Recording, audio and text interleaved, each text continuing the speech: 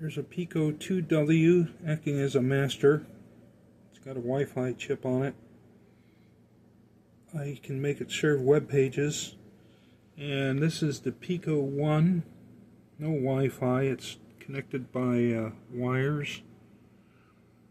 And I'm using an SPI interface in this particular instance, and that's the slave. Right now they're both connected by USB to this laptop, and that's why I'm able to get this out. Yesterday I had this running a web page, but I don't have it up and running right now, but I'll show you that. That's pretty cool. It's graphing. So this one's generating a sine wave, and it's sending the data to the master, and the master's printing it to the console right now, but the master, I have a nice web page. I'll have to show it to you. It shows the graph. It's a little bit shaky. So that's my Raspberry Pi Pico project of the day.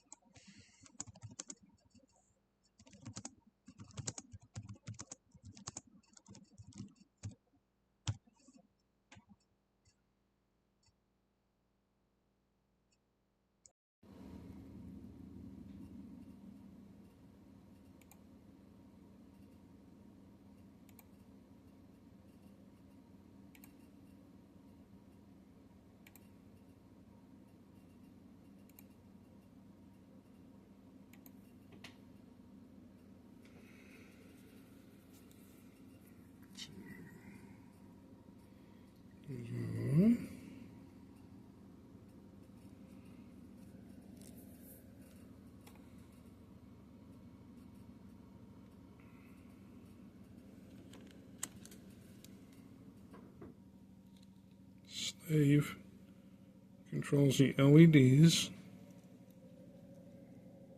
and a thermistor. Point out the thermistor.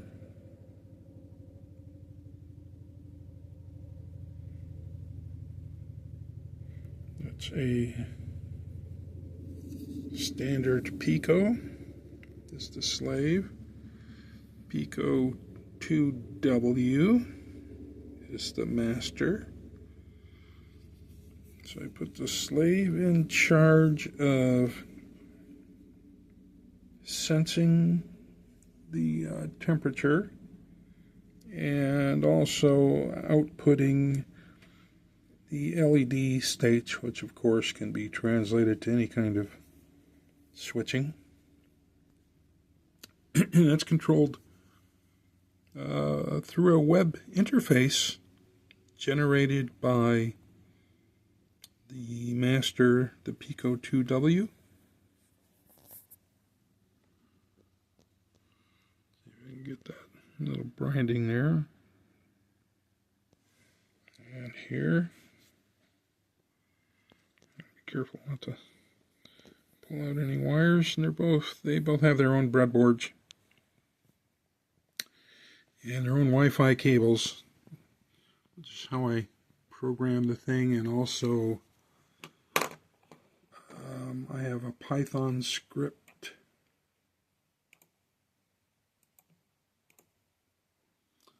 so we have a Python script. So you can see the web page is reporting that all LEDs are on in here. Yes, all LEDs are on. We'll turn the green off. This is pulling every second, by the way. The master is sending every second. And yes, it turned the green off. We'll turn the yellow off. Slave is reporting that yellow has been turned off.